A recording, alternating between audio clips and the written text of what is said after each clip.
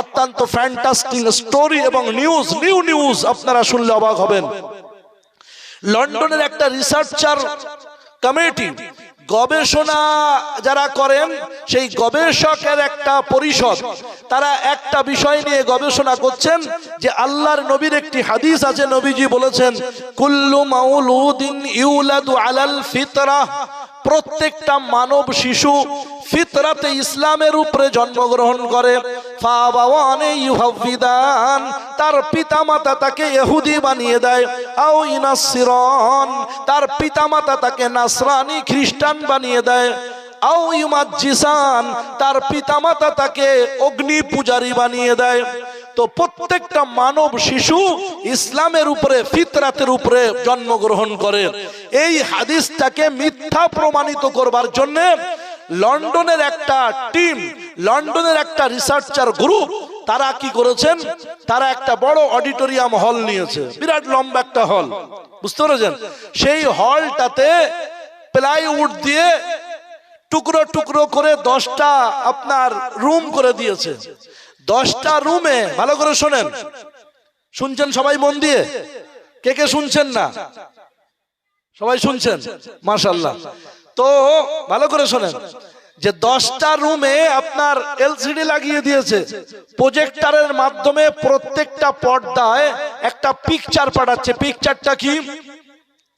যে নন সিজার নয়, নরমালি একটা মানব শিশু মায়ের পেট থেকে যেভাবে আসে স্বাভাবিক, কোনো অসুবিধা নাই, কোনো আপনার রোগ বা কোনো উল্টো পাল্টা নয়, নরমাল তরিকায় স্বাভাবিক সিস্টেমে মানব শিশু যেভাবে দুনিয়াতে আসে সেইটা ওনারা কি করছেন, একটা মা ডেলিভারি হচ্ছে, একটা মা প্রসব করছেন, ওই সদ্যজাত সন্তানকে জন্ম দিচ্ছেন, তার প্রত্যেকটা আপনার ফুটেজ, প্রত্যেকটা ভিডিও ওখানে এই স্যাটেলাইটের মাধ্যমে এখানে এদের স্ক্রিনে পাঠানো হচ্ছে।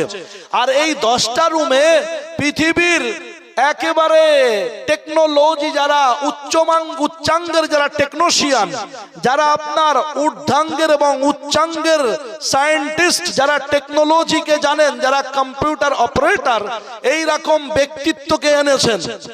প্রথম হচ্ছে সৌদি থেকে একজন এনেছেন যিনি আরবি জানেন, ফ্রান্স থেকে একজন এনেছেন যিনি আপনার ফ্রান্সের ভাষা জানেন, এমনি ভাবে আপনার আমেরিকা থেকে একজনকে নিয়েছেন যিনি ইংরেজি ভাষা জানেন, এমনি ভাবে পর্তুগিজ থেকে একজনকে নিয়েছেন যিনি পর্তুগিজের ভাষা জানেন, এমনি ভাবে চীন থেকে চায়না বন্ধুকে নিয়ে এসেছেন, জাপান থেকে এক জাপানি জানা তাকে নিয়ে এসছেন, জার্মানি থেকে একজন জার্মান থেকে জার্মানিকে নিয়ে এসছেন।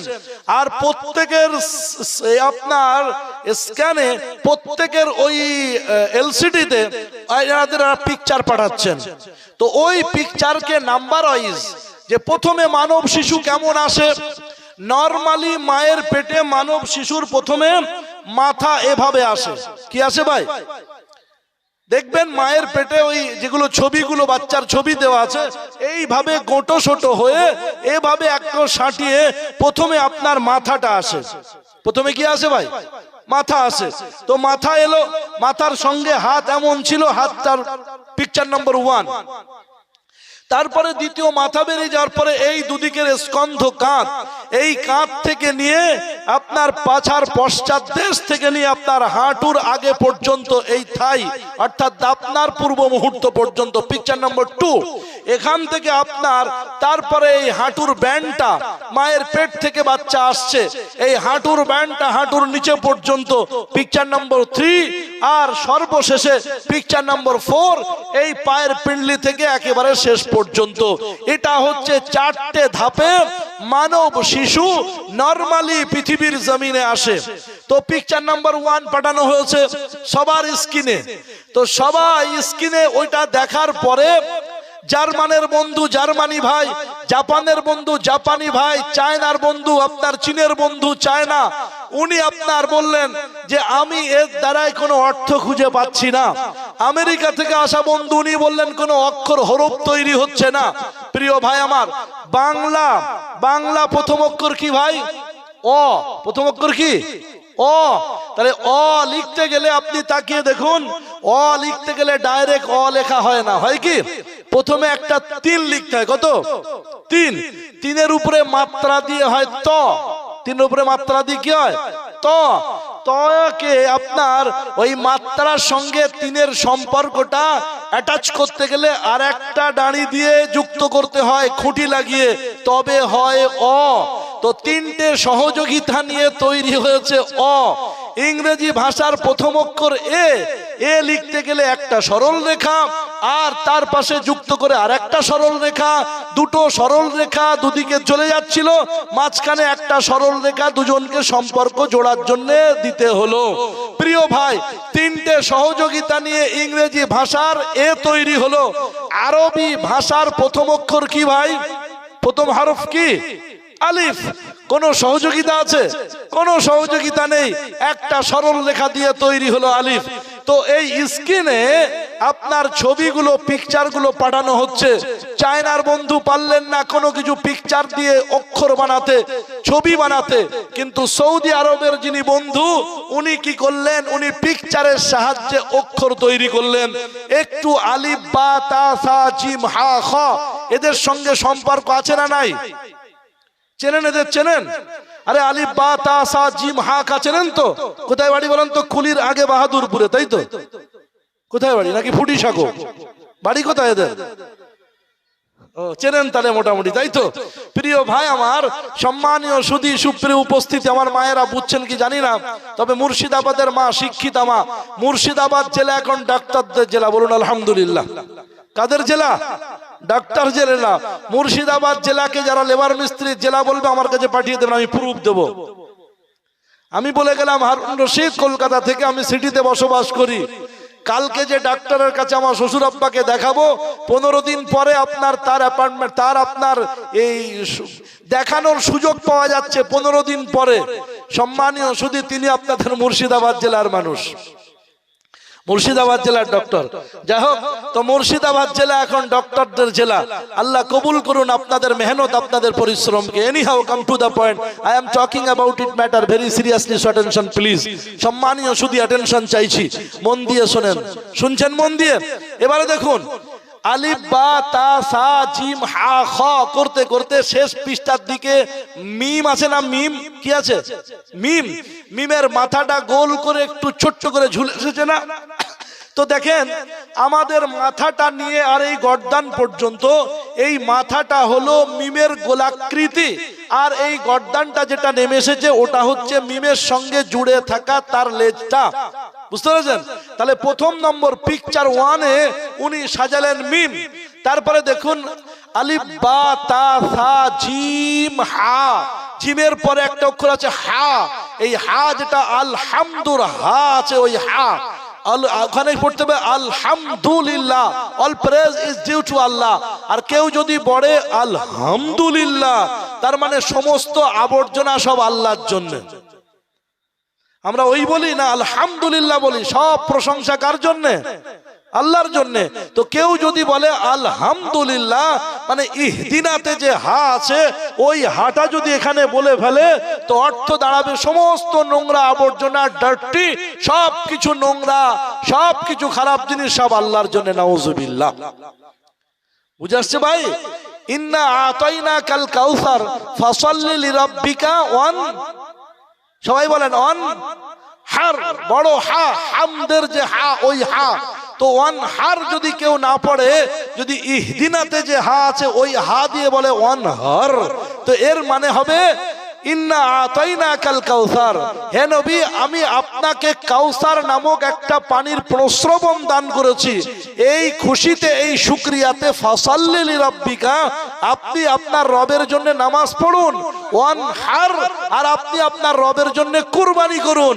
আর যদি আমরা ছোট হা ইহদিনা দিয়ে পড়ি, তো তার মানে হবে হে নবী আপনি আপনার রবের শুকরিয়াতে আপনি নামাজ পড়ুন, ওয়ান হার, আর আপনি আপনার রবকে গলা ধাক্কান দিয়ে বার করে দিন। নাউজুবিল্লাহ। গলা ধাক্কান বুঝুন তো, অর্ধচন্দ্র ভালো ভাষায় বলে। তো মানের অর্থের মধ্যে কত পার্থক্য হয়ে যাবে। সেজন্য আমি সবাইকে বিনয়ের সঙ্গে বলছি, আমরা ইনশাআল্লাহ কোরআন বিশুদ্ধভাবে শেখার চেষ্টা করব। আসেন প্রিয় সুধী, যেটা বলছিলাম, তাহলে এই যে আমাদের দ্বিতীয় পিকচার, শুনে যান ভাই, দ্বিতীয় পিকচার যেটা এলো সেটা করতে গেল বললাম কাঁধ থেকে নিয়ে কতটা, পিঠ কোমর পাছা থেকে নিয়ে আপনার এই দাপনার শেষ প্রান্ত হাঁটুর আগে পর্যন্ত। তো এটা এভাবে আসছে। আমরা হায়ের দিকে যদি লক্ষ্য করি, হা জিম হা, জিম হা, ওই হা জিমের পরে যে হাটা আছে ওই হাটা এভাবে করে এমন আসে, তাই না, এমন ভাবে এমন। তাহলে দ্বিতীয় পিকচারে ওই সৌদি আরবের বন্ধু উনি কি করলেন, দ্বিতীয় পিকচারে হা খুঁজে পেলেন, হা। তাহলে প্রথম পিকচার নম্বর 1, প্রথম নম্বর ছবিতে কি পাওয়া গেল, ও ভাই কি পাওয়া গেল, মিম। দ্বিতীয় নম্বর পিকচার নম্বর 2, দ্বিতীয় নম্বর পিকচারে কি পাওয়া গেল, হা। কি পাওয়া গেল, হা। এবারে দেখুন এই যে হাঁটুর এখান থেকে নিয়ে আর এই ব্যান্ডটা আর একটা মিমের মাথা তৈরি হচ্ছে, আর এখান থেকে সে মিমের পশ্চাৎ ভাগটা তৈরি হচ্ছে। তাহলে এটা হলো দ্বিতীয় আর একটা মিম, সেকেন্ড মিম। তাহলে পিকচার নম্বর 3 তে থার্ড নম্বর পিকচারে কি পাওয়া গেল ভাই, কি পাওয়া গেল, মোবাইলের দিকে দেখছেন, আমার দিকে মন নেই আপনাকে, মিম পাওয়া গেল। তাহলে প্রথমে ছিল মিম, দ্বিতীয় পিকচারে পাওয়া গেল হা, তৃতীয় নম্বর পিকচারে পাওয়া গেল কি, আবার মিম। আর এখান থেকে নিয়ে এই পর্যন্ত এমন ভাবে যেটা আসছে, আমরা দাল লিখি, দাল, দাল লিখি না, আলিফ বা তা সা জিম হা খ, তারপর হচ্ছে দাল। তো এই দালটা এভাবে করে এমনই লিখতে হয়। তো এই 4 নম্বর পিকচার, এটা দালের আকৃতিতে হচ্ছে। কিসের আকৃতিতে, দালের আকৃতিতে হচ্ছে। তো এটাকে গবেষণা করার পরে সৌদির বন্ধু, আরবীয় বন্ধু যখন ওনাদেরকে পিকচারাইজ করে এই রকম সুন্দর টেকনোলজির মাধ্যমে, জ্যামিতির মাধ্যমে আর জিওগ্রাফিক্যাল ক্যালকুলেশন করে যখন বুঝিয়ে দিলেন যে এটার মাধ্যমে প্রমাণিত হচ্ছে যে একটা মানব শিশু যখন পৃথিবীর জমিনে আসে তো সেজদানত অবস্থায় মুহাম্মাদের আকৃতিতে আসে। বলুন সুবহানাল্লাহ। বুখারী শরীফের হাদিসে নবীজি বললেন, কুল্লু মাউলুদিন অথবা মা মিন মাউলুদিন ইউলাদু ইল্লা, একটা মানব শিশু মুহাম্মাদের আকৃতিতে আর ইসলামের ফিতরাতে, ইসলামের সত্তা নিয়ে, ইসলামের বৈশিষ্ট্য নিয়ে, জাতিগতভাবে সে ইসলাম নিয়ে জন্মগ্রহণ করে।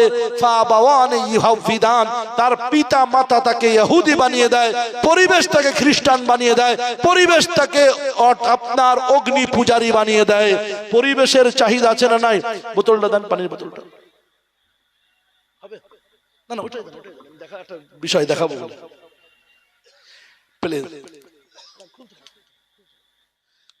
এই বোতলটা দেখতে পাচ্ছেন, মনে করুন এই বোতলটা পানি ভর্তি বোতল, এটা যদি ঠান্ডা একেবারে খুব ডিপ ফ্রিজ থেকে বার করা হতো, ভালো করে দেখেন, ডিপ ফ্রিজ থেকে যদি বার করা হতো, বার করার পরে এই চেয়ারটার উপরে রাখা হতো, তাহলে চেয়ারটার আশেপাশে এই কাপড়টা 2-3 মিনিটের মধ্যে ভিজে যেত না, যেত না? বুঝাতে পারিনি ভাই? বাড়িতে ফ্রিজ আছে তো না নাই? তো ফ্রিজ থেকে ঠান্ডা পানির বোতল বার করে টেবিলে রাখলে টেবিলের আশেপাশটা ভিজে যায় না, যায় না? জল ভরে যায় কি যায় না? তো আমরা দেখি যে বোতলটা ছিদ্র হলো না, ফুটো হলো না, তো জল এলো কোত্থেকে? হ্যাঁ সবাই জানো তো, সেটাই বলছি। তো এই যে বোতলের ভিতরে যে আপনার কোল্ড ভাব, যে ঠান্ডা ভাবটা আছে, এই ঠান্ডার সংস্পর্শে বাইরের চলমান বাতাস এসে মিশ্রণ হচ্ছে, বাতাস এসে মিশছে। তো সেই বাতাস এসে ঠান্ডার সংস্পর্শে আসার কারণে এই ঠান্ডা বাতাসটা জলে রূপান্তরিত হচ্ছে, পানিতে পরিণত হয়ে যাচ্ছে। এটা বুঝতে পারলেন তো জনাব? প্রিয় সুধী, এমনি ভাবে আমরা লক্ষ্য করি যে কর্মকার বন্ধু কামার শালায় হাঁপড় চালান, ওই হাঁপড়ের ভিতরে থাকা হাওয়াটাকে উনি কয়লার সংস্পর্শে দেওয়ার সঙ্গে সঙ্গে ওর মধ্যে থাকা প্রজ্বলিত আগুন, সেটা ওই হাওয়াটা আগুনে রূপান্তরিত হয়।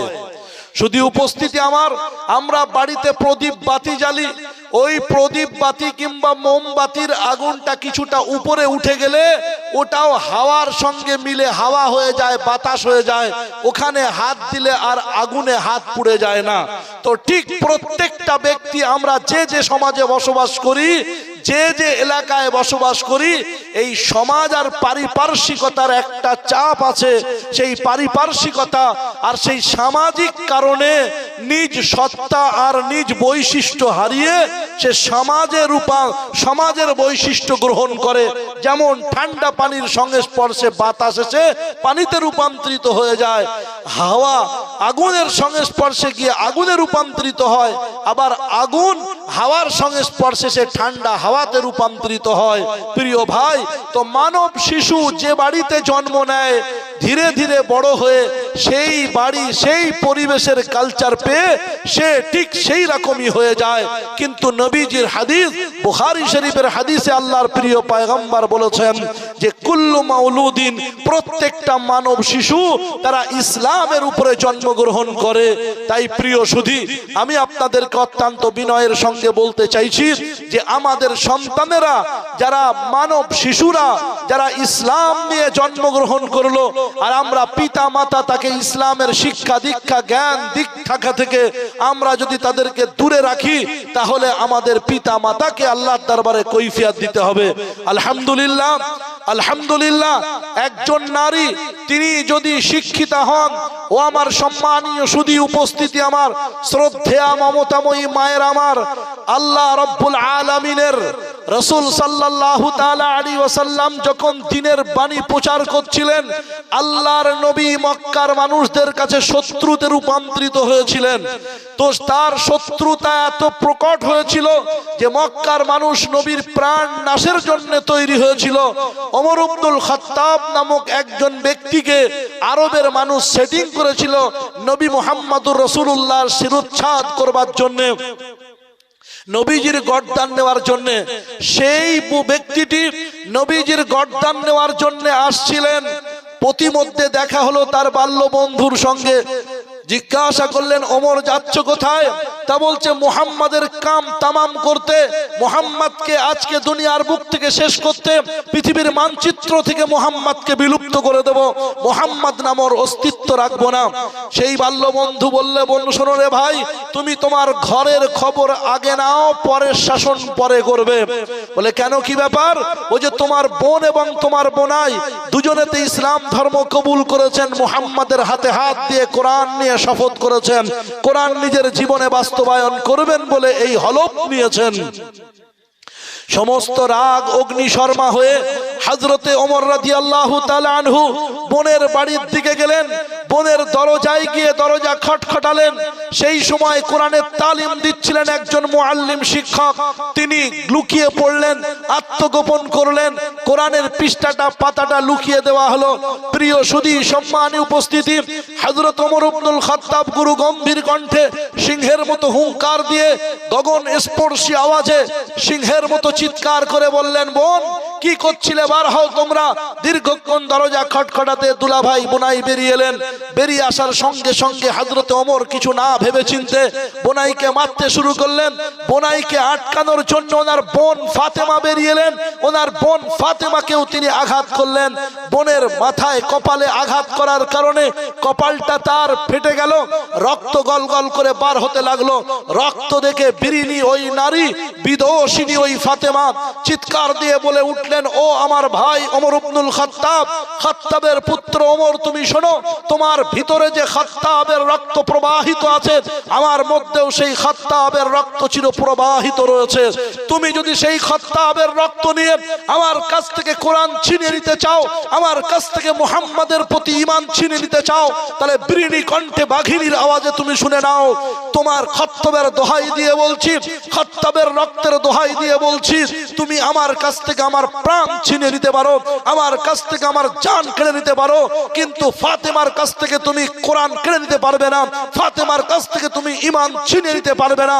নবীজির হাতে হাত রেখেছি, নবীজির সঙ্গে মোনাজাতে মোনাজাত মিলিয়েছি, নবীজির সঙ্গে সাথ দেওয়ার অঙ্গীকার প্রমিস করেছি, ওয়াদা করেছি। এই ওয়াদা কিয়ামত পর্যন্ত থাকবে, এই অঙ্গীকার এই প্রমিস কিয়ামত পর্যন্ত থাকবে। মারো মারো, মারতে মারতে মেরে ফেলো। ওয়াদুফিনতু ফি হাযাল আরদ, এই জমিনেই সমাধিস্থ হয়ে যাব, মারা যাব, জমিনে কবর হবে, কিন্তু তোমাকে আমি মুহাম্মদুর রাসূলুল্লাহর প্রতি ঈমান জানিয়ে এসেছি, এই ঈমান আর কোরআন তুমি আমার কাছ থেকে ছিনিয়ে নিতে পারবে না। হযরত ওমর ইবনুল খাত্তাব বললেন, আরে ফাতেমা, এত অনুপ্রেরণা কোত্থেকে পেলি, এত উৎসাহ উদ্দীপনা কোথায় পেলি, এত স্পিড অফ অ্যাডভেঞ্চার কোথায় তুই পেলি? বলছে, নবীজি মুহাম্মদুর রাসূলুল্লাহর হাতে হাত দিলে, আল্লাহর প্রতি অবিচল বিশ্বাস রাখলে, আল্লাহর প্রতি অনড় আস্থা রাখলে, আল্লাহর প্রতি হিরণ্ময় আস্থার বিশ্বাস রাখলে, তাদের এই স্পিড অফ অ্যাডভেঞ্চার এসে যায়, তাদের প্রতি এই অবিচল বিশ্বাস এসে যায়। সুতরাং তুমি আমাকে মেরে মেরে মেরে ফেলতে পারো, জান কেড়ে নিতে পারো, প্রাণ ছিনে নিতে পারো, কিন্তু আমার কাছ থেকে ঈমান আর কোরআনকে তুমি ছিনে নিতে পারবে না। শুধু উপস্থিতি আমার নারী জাতি এমন বলিষ্ঠ জাতি, নারী জাতির কণ্ঠ এমন বলিষ্ঠ কণ্ঠ যে হযরতে ওমর রাদিয়াল্লাহু তাআলা আনহু নরম হলেন, নরমাল হলেন, চাইলেন কোরআন পড়তে, চাইলেন সূরা তাহা। হযরতে ফাতেমা বললেন, এখন দেওয়া যাবে না, পাক হন, পবিত্র হন। পাক পবিত্র হলেন, সূরা আপনার তাহার আয়াতগুলো তেলাওয়াত করলেন। তাহা মা আনজালনা আলাইকাল কুরআন লিতাশকা ইল্লা তাযকিরাতাল লিমান ইয়াখশা তানজিলাম মিম্মান খালাকাল আরদা ওয়াস সামাওয়াতিল উলা। আসমান আর জমিন যে আল্লাহ বানিয়েছেন, সপ্ত আসমান বিগাইরি আমাদিন তারানাহা, বিনা খুঁটিতে যিনি এত বড় আসমান বানিয়েছেন, সেই আল্লাহ রাব্বুল আলামিন কোরআনকে নাজিল করেছেন। কোরআন নাজিল করে কাউকে কষ্ট দিতে চান না। মুসলমান কোরআন পেয়েছো বলে, কোরআন আর মুসলমান হয়েছো বলে তোমাদের উপরে অত্যাচারের স্টিম রুলার চলবে। এসআইয়ের মাধ্যমে নাম বৈধ ভোটারকে ক্যান্সেল করা হবে, এসআইয়ের নামে নানান হয় হেয়ারিং এর নামে হয়রানি করা হবে, নানান রকম বিবিধ সময়ে তোমাদের উপরে নিপীড়ন নির্যাতন নিষ্পেষণ করা হবে। না, এটা চিরকালীন নয়, এটা একেবারে সারা জিন্দেগির জন্য নয়। কখনো ইমামদারের ঈমানের পরীক্ষা দিতে হয়, কখনো ইমামদারের ঈমানকে যাচাই করার জন্য আল্লাহ এমন করে নেয়। তবে মনে রাখা দরকার, আল্লাহ তাবারক তাআলার প্রতি যখন আস্থা অবিচল বিশ্বাস রেখেছি, ইনশাআল্লাহুল আজিজ মুসলমানকে কষ্ট দেওয়ার জন্য আল্লাহ কোরআন নাজিল করেনি। মা আনজালনা আলাইকাল কুরআন লিতাশকা, তোমরা কষ্ট পাবে তাই জন্য কোরআন নাজিল করেনি। প্রিয় ভাই, কোরআনকে বুকে রাখবো, ইনশাআল্লাহ সাময়িক কোনো বিপদ আপদ হলে, হয়তো ক্ষণিক কোনো মুসিবত আসতে পারে, কিন্তু চিরন্তন ঠিকানা জান্নাতের বাসস্থানের ব্যবস্থাপনা, luxurious building, car parking plaza, সেখানে আলহামদুলিল্লাহ আমাদের জন্য অবস্থা, আমাদের জন্য অপেক্ষা করছে।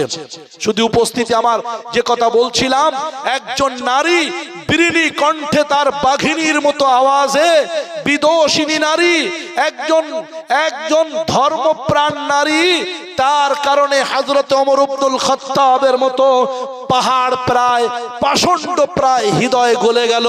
তিনি কোরআন পড়লেন, তিনি কোরআন বুঝলেন, আর ঈমানের সওদা করবার জন্য আল্লাহর প্রিয় রাসূলের দরবারে হাজির হলেন। দারে আরকাম, নবীজি হযরতে আরকাম রাদিয়াল্লাহু তাআলা আনহুর বারান্দা ভাড়ায় নিয়ে মাদ্রাসা করেছিলেন। সেই মাদ্রাসার আঙিনাতে, সেই মাদ্রাসার বারান্দাতে, সেই মাদ্রাসার দাওয়াতে পৌঁছে গেলেন হযরতে ওমর ইবনুল খাত্তাব। সাহাবারা বললেন, ইয়া রাসূলুল্লাহ, ইয়া রাসূলুল্লাহ, ওমর ইবনুল খাত্তাবকে উন্মুক্ত তলবারি নিয়ে দেখতে পাওয়া যাচ্ছে। আল্লাহর নবী বললেন, আসতে দাও, উদ্দেশ্য খারাপ হলে ওর তরবারি নিয়ে ওর গর্দান কল্লা মুচড়ে দেওয়া হবে, ওর গর্দানকে দেহ থেকে আলাদা করে দেওয়া হবে। হযরতে ওমর ঢুকলেন, আল্লাহর নবী চাদরটা টেনে ধরে বললেন, মাজা তুরিদ, ও ওমর ইচ্ছা কি? হযরতে ওমর বললেন, সর্বস্ব সব কিছু বিলীন করে মুহাম্মাদের চরণ তলে সঁপেতে এসেছি। ওগো প্রিয় প্রেমাস্পদ, ওগো প্রিয় নবীজি মুহাম্মদ। সম্মানীয় সুধী, হযরতে ওমর ইসলাম কবুল করলেন। হযরতে ওমর ইসলাম কবুল করে আল্লাহর নবীর আশীর্বাদ পেলেন। নবীজি বললেন, লাউ কানা বাদি নবিয়্যুন লাকানা ওমর, আমার পরে যদি কেউ নবী হতো তো হযরতে ওমর হতো। নবীজি বললেন, ওমর রে, তুমি যে রাস্তা দিয়ে ঢোকো সেই রাস্তা দিয়ে ইবলিস পালিয়ে যায়, ইবলিস ওই গলিতে আর ঢোকে না। ওমর, তোমার কথা অনুযায়ী কোরআনের অসংখ্য আয়াত নাজিল হয়েছে। ওমর, আসমানে তোমার ফয়সালার সমপরিমাণ ফয়সালা হয়। সেই ওমর যার কারণে পরিবর্তন হয়েছিলেন, তিনি ছিলেন একজন নারী, তিনি ছিলেন হযরত ওমর রাদিয়াল্লাহু তাআলার বোন, তার নাম ছিল ফাতেমা।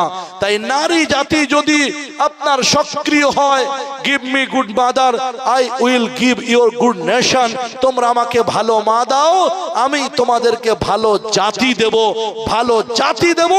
মা যদি ভালো হয়ে যায়, জাতি ভালো হয়ে যাবে।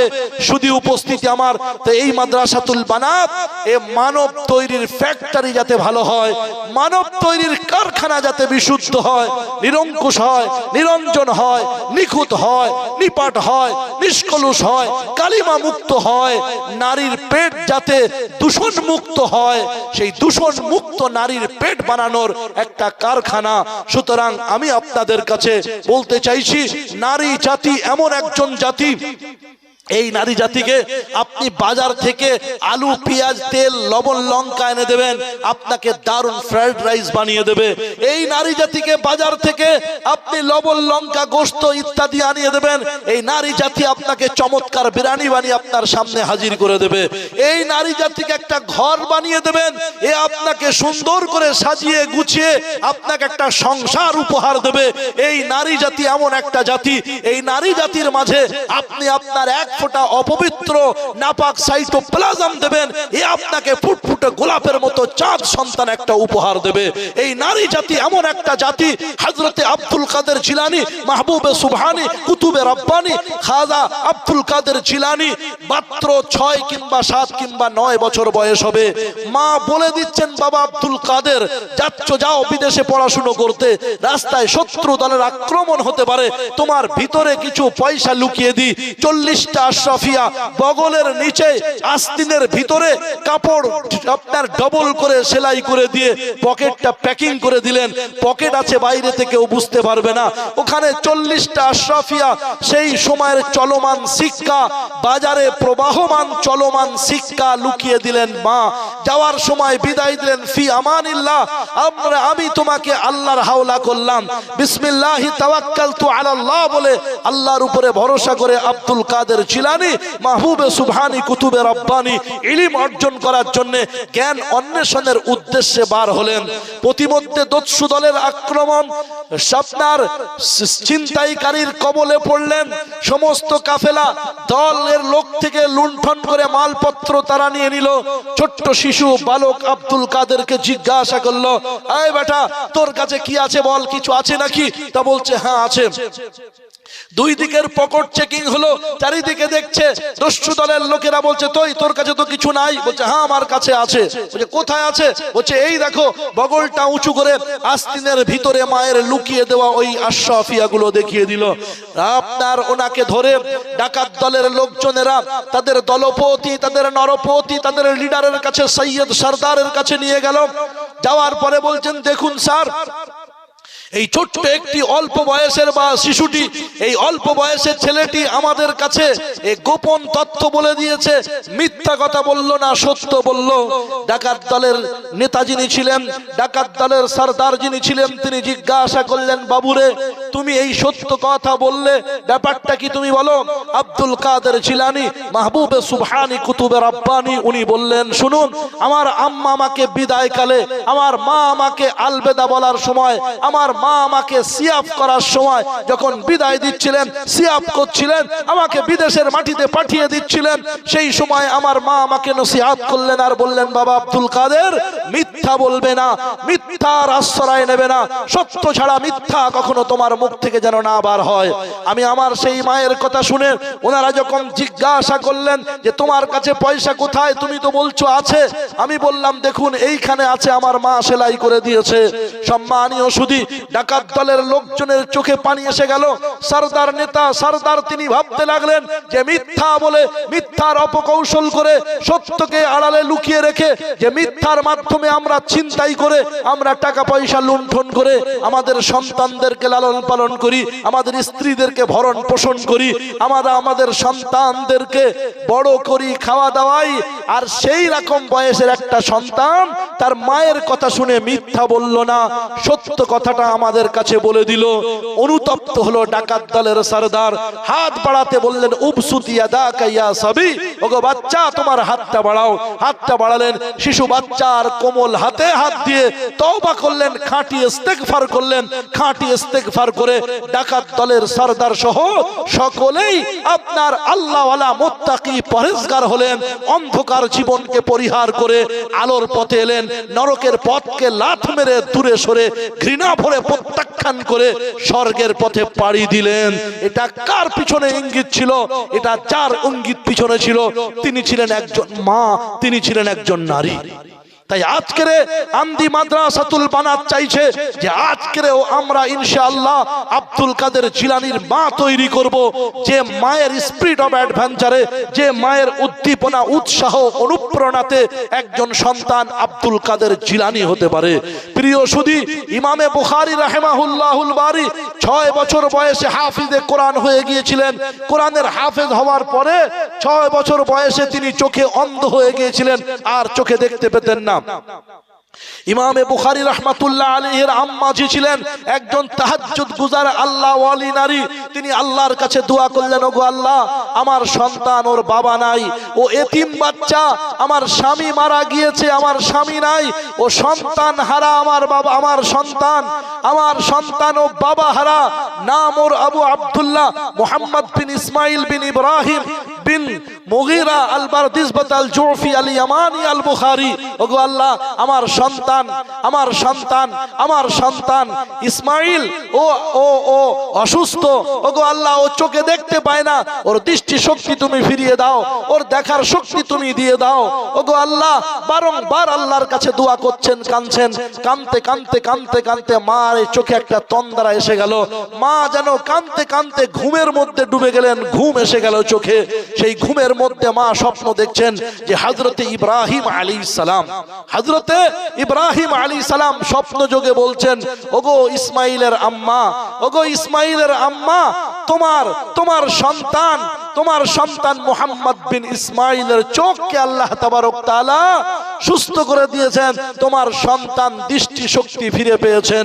প্রিয় সুধী, সম্মানীয় ইমামে বুখারী সমস্ত ইমামদের বড় ইমাম, তিনি আমিরুল মুমিনিন ফিল হাদিস, তিনি হাদিস শাস্ত্রে হাদিস মুহাদ্দিসদের তিনি হচ্ছেন ওস্তাজুল ওস্তাজিন, মুহাদ্দিসদের ওস্তাদ, তিনি হচ্ছেন হাদিস শাস্ত্রে মুহাদ্দিসিনদের সম্রাট, তিনি মুহাদ্দিসিনদের বাদশা। সম্মানীয় সুধী, এই যে ইমামে বুখারী মুহাদ্দিসদের বাদশা হলেন, যার দুয়াতে তিনি হলেন একজন মা। তো একজন মায়ের দুয়াতে পৃথিবীর বুকে আমরা ইমামে বুখারীর মতো একজন ব্যক্তিত্বকে পেয়েছি। কথা বুঝে আসছে ভাই আমার? শুধু উপস্থিতি আমি আমার বক্তব্যের পরিধি খুব বেশি না বাড়িয়ে আপনাদেরকে শুরুতে হাদিস পড়েছিলাম। আল্লাহর নবী বলছেন, তুনকাহুল মারআতু লিআরবাঈন, মেয়েদেরকে বিয়ে করা হয় 4টে জিনিস দেখে। প্রথম নম্বর লিমালিহা, মানুষজন দেখে যে তার মাল সম্পদ আছে কিনা, ধনাঢ্য ধনকুবের কিনা, তার বাবার অর্থবিত্ত বৈভব কিছু আছে কিনা। দ্বিতীয় নম্বর ওয়ালি নাসাবিহা, তার বংশ মর্যাদা ভালো কিনা, সম্ভ্রান্ত পরিবার কিনা, এমএলএ এমপি কিংবা অঞ্চল পঞ্চায়েত প্রধানের আপনার কন্যা কিনা, কিংবা ভালো শিল্পপতির মেয়ে কিনা, তার বংশ মর্যাদাকে দেখে বিয়ে করা হয়। তৃতীয় নম্বর ওয়ালি নাসাবি আলি হাসা জামালিহা, তার সৌন্দর্য, তার রূপের মাধুরী, তার রূপ সৌন্দর্যের মাধুর্যতা দেখে কেমন দেখতে, সুন্দরী, দর্শনধারী ইত্যাদি দেখে বিবাহ করা হয়। আর এক নম্বর, চতুর্থ নম্বর হচ্ছে ওয়ালি দীনিহা, তার দ্বীনদারিকে দেখে বিবাহ করা হয়। নবীজি প্রিয় আমাদের আপনাদের রাসূল সাল্লাল্লাহু আলাইহি সাল্লাম জগতের মানুষকে লক্ষ্য করে বললেন, ফাজফুর বিজাতিদ দ্বীন, ওগো বৈবাহিক সূত্রে আবদ্ধকারী তোমরা শোনো, তোমরা দিনদারিকে প্রাধান্য দাও। দিনদারিকে প্রাধান্য দিলে ইনশাআল্লাহ গরিব হলে আল্লাহ অর্থ দিয়ে দেবে। আল্লাহ তাবারক তাআলা বংশ মর্যাদা না থাকলে তোমাদের মাঝে সন্তান দিয়ে বংশের গৌরব আল্লাহ তাবারক তাআলা করিয়ে দেবেন। সুতরাং যে জিনিসটাকে প্রাধান্য দেবে, যে বিষয়টাকে তোমরা অগ্রগণ্য রাখবে, সেটা হচ্ছে দিনদারি। তো চতুর্থ নম্বর আইটেম যেটা নবীজি দিনদারি বললেন, আলহামদুলিল্লাহ আমদি মাদ্রাসাতুল বানাতে এই বালিকাগুলোকে নিয়ে সেই চতুর্থ নম্বর যাতে একেবারে কংক্রিট আর মজবুত হয়, সেই দিনদারিটাকে, সেই দিনদারি অবলম্বন করতে পারে। যেমন একটা কন্যা সন্তান, তার তরবিয়ত, তার লালন পালন, তার পরিপাটির জন্য আমদি মাদ্রাসাতুল বানাত কর্তৃপক্ষ তারা একটা উদ্যোগ নিয়েছে। মাদ্রাসা চলছে, অর্ধশত ছাত্রী এখান থেকে শিক্ষা পাচ্ছে। শুধু উপস্থিতি আমার লাস্ট এন্ড ফাইনালি একটা কথা আমি আপনাদেরকে বলতে চাইছি। এই সাইয়্যিদুনা হযরত ওমর ইবনুল খাত্তাব রাদিয়াল্লাহু তাআলা আনহু, তিনি যখন তিনি 644 খ্রিস্টাব্দ 34 থেকে নিয়ে 44 খ্রিস্টাব্দ পর্যন্ত শাসন ভার সামলেছিলেন, খেলাফতের কাজ আঞ্জাম দিয়েছিলেন, সেই সময় তিনি রাজ পেশাদে, রাজ সিংহাসনে যাওয়ার পূর্বে তিনি তার এক ঘনিষ্ঠ নারী, ঘনিষ্ঠ এক কন্যার কাছ থেকে, তার আপনার পরিবারের একজন সদস্য তার থেকে একটা শব্দ শুনে যেতেন, আর তার কাছ থেকে এই বাক্যটা তিনি শুনে যেতেন। কি বাক্য সেটা আমি আপনাদেরকে বলবার পূর্বে একটা ছোট্ট ঘটনার বিবৃতি দিচ্ছি। আপনারা জানেন হযরত ওমর ইবনুল খাত্তাব রাদিয়াল্লাহু তাআলা আনহু খলিফা হওয়ার পরে বাড়িতে ঘরে বসে রাত্রে কাটাতেন না। তিনি রাতের বেলা টহল দিতেন সাধারণ পোশাকে, সিভিল ড্রেসে তিনি বিভিন্ন গ্রাম এলাকা অঞ্চল ঘুরে বেড়াতেন। একদিন এক প্রত্যন্ত এলাকায় কুলি থেকে ভিতরে, আমদির অন্দরে, একেবারে অজ পাড়াগার অভ্যন্তরে, এমনি গ্রামের নামটা বোঝার জন্য বললাম প্রিয় ভাই সকল। তো সেখানে পৌঁছালেন, সেখানে পৌঁছে একেবারে একটা অজ পাড়াগায় পৌঁছালেন।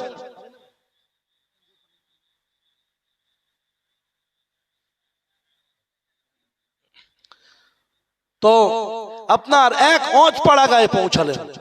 অজ পাড়াগায় পৌঁছে একটা বাড়ির পিছনে আড়ালে আবডালে লুকিয়ে রইলেন। ঠিক কাক ভোরে, আর্লি মর্নিং এর প্রাককালে, সকালে সুবে সাদিক হবে ঠিক এই রকম সময়ে, রাতের অমানিসার অন্ধকারে এখনো আচ্ছাদিত ধুলির ধরনী, দিবসের আলো এখনো ফোটেনি, ঠিক এই রকম একটা সমসাময়িক সময়ে সন্ধিক্ষণে হযরতে ওমর রাদিয়াল্লাহু তাআলা আনহু এক জীর্ণ শীর্ণ কুঠিরের প্রান্তে উনি বাইরে অবস্থান করছেন। আর সেই মুহূর্তে শুনতে পাচ্ছেন একজন তরুণী আর একজন প্রৌঢ়া, একজন বৃদ্ধা মহিলা আর একজন তরুণী কুমারী নারীর কথোপকথন, কনভারসেশন, দুজনের কথাবার্তা শুনছেন, মোকালামা।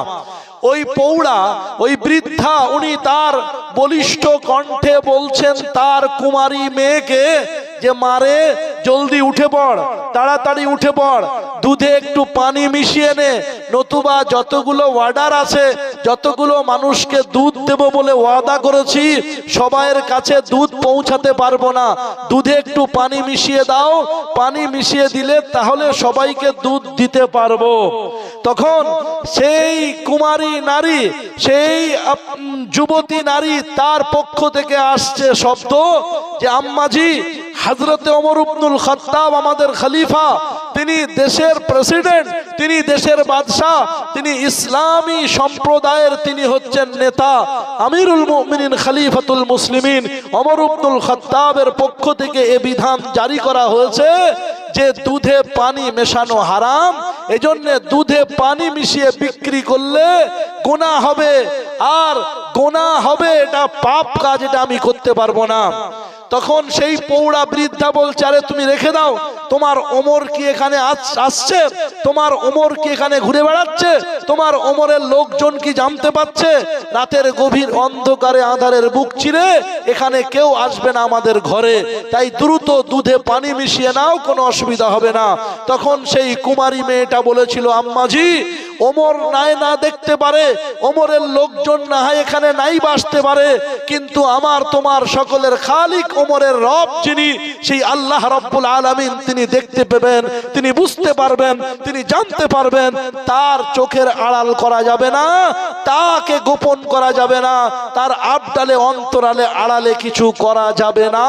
সুতরাং সেই রবকে ভয় করে, সেই প্রতিপালক আল্লাহকে ভয় করে আমি এই দুধে পানি মেশাতে পারবো না।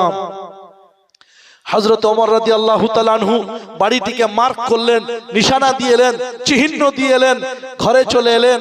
রাজসভাতে এসে রাজ দরবারে বসে একজন বডিগার্ড বা তার কর্মী সহযোগীকে বললেন, যাও অমুক গ্রামে অমুক পাড়াতে একেবারে ওই প্রান্তে একটা জীর্ণ শীর্ণ পোড়ো বাড়ি আছে, সেই বাড়িতে মনে হয় সম্ভবত একজন পৌড়া বৃদ্ধা আর একজন কুমারী নারীর কথাবার্তা শুনছিলাম, তো মনে হয় দুইজন আছে, আরো ফ্যামিলি মেম্বার কেউ থাকলে, পরিবারের সদস্য কেউ থাকলে তাহলে তাদের সবাইকে নিয়ে আসো রাজ দরবারে। হযরত ওমর ইবনুল খাত্তাব রাদিয়াল্লাহু তাআলা আনহুর দূত তার পক্ষ থেকে গিয়ে সেখানে পৌঁছালেন, গিয়ে দেখলেন ওই বাড়িতে কেবল মাত্র একজন পৌড়া বৃদ্ধা বসবাস করেন আর তার মেয়ে কুমারী মেয়ে বসবাস করেন।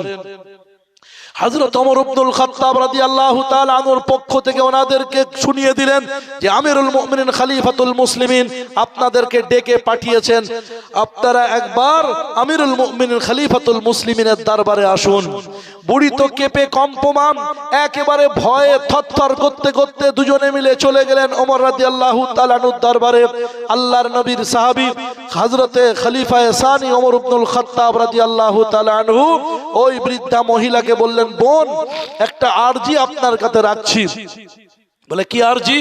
বলে রাতের বেলা এই রকম কোন কথাবার্তা আপনাদের মধ্যে হচ্ছিল?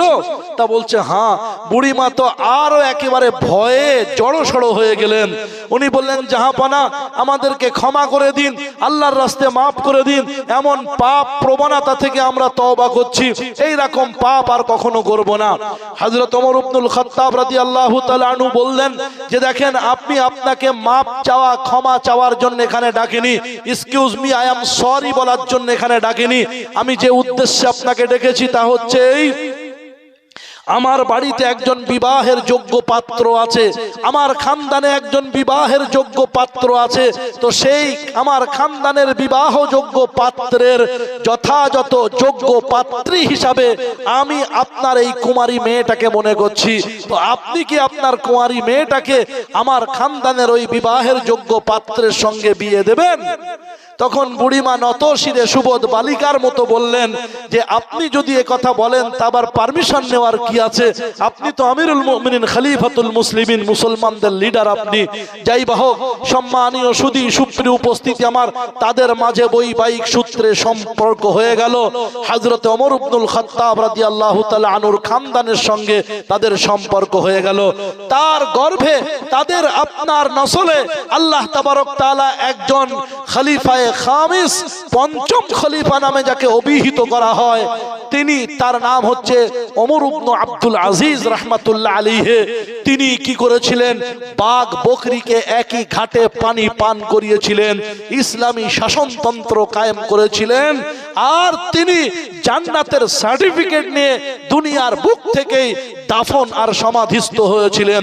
প্রিয় সুধী সম্মানীয় উপস্থিতি, এই রকম একজন কন্যা সন্তান তৈরির জন্য যিনি নেক হবেন, সৎ হবেন, যিনি আপনার সতী হবেন, এই রকম একটা নেক নারী তৈরির জন্য আমদি মাদ্রাসাতুল বানাত অক্লান্ত পরিশ্রম করে চলেছেন। আমি আপনাদের কাছে বক্তব্যের শেষ প্রান্তে এসে দোরগোড়ায় জবনিকার কাছে এসে বলতে চাইছি, শুধু উপস্থিতি আমার, আমরা আন্দি এই মাদ্রাসাতুল বানাতের উপরে লক্ষ্য রাখবো। আমাদের ভাগ্নি, আমাদের ভাতিজি, আমাদের আত্মীয় স্বজনদের মধ্যে যারা পড়াশোনার বয়স আছে যাদের, তাদেরকে ইনশাআল্লাহ মাদ্রাসায় আমরা দাখিলা করিয়ে দেব। আমি শুনলাম 50 জনের মতো ছাত্র ছাত্রী কম বেশি কিছু আছে। আমি বললাম তানজিমুল বানাত যেটা আপনার বোর্ড আছে ওয়েস্ট বেঙ্গল বোর্ড, ওই বোর্ডের সঙ্গে যুক্ত হবেন। 100 সংখ্যা পুরে গেলে আমার সঙ্গে কন্ট্যাক্ট করবেন। আমার মসজিদ একটা ফান্ডিং ব্যবস্থা আছে, যাকাত ফিতরা ফান্ডিং। যারা 100 ছাত্র ছাত্রী হয় তারা সেখানে অ্যাপ্লিকেশন করতে পারে।